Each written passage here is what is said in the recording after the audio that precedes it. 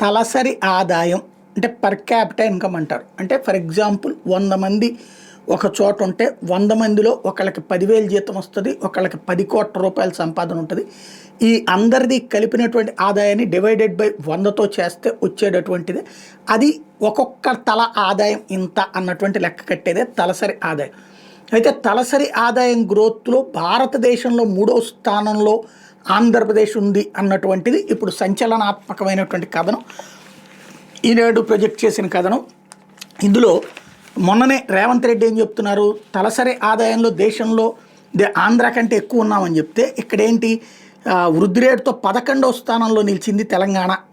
తెలంగాణ 9.61% వృద్ధి రేటే, దీంతో 11వ స్థానంలో నిలిచింది. ఏపీ తలసరి ఆదాయం 2,66,240 అని చెప్తున్నారు. ఇక్కడే అసలు పాయింట్ ఏంటంటే ఒరిజినల్ తలసరి ఆదాయం వేరు, తలసరి ఆదాయ వృద్ధి రేటు వేరు.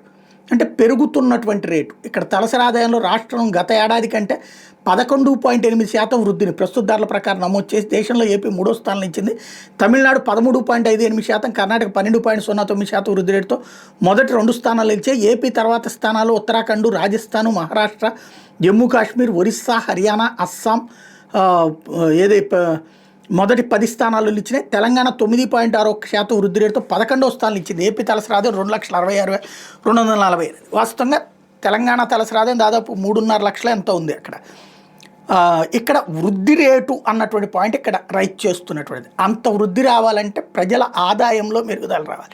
అలాగే ప్రజల ఆదాయంలో మెరుగుదల రావాలంటే ప్రజలకి ఉద్యోగ వ్యాపారాలలో వాణిజ్యాల్లో భారీగా రావాలి. ఓ పక్కన వ్యాపారాలు దెబ్బతిన్నాయి, ఇంకో పక్కన రియల్ ఎస్టేట్ దెబ్బతింది, ఇంకో పక్కన రాష్ట్రానికి సంబంధించిన జిఎస్టీ తేడా ఉంది. బట్ తలసరి ఆదాయం పెరిగింది అన్నటువంటి లెక్కే ఒక సంచలనాత్మకమైనటువంటి అంశం.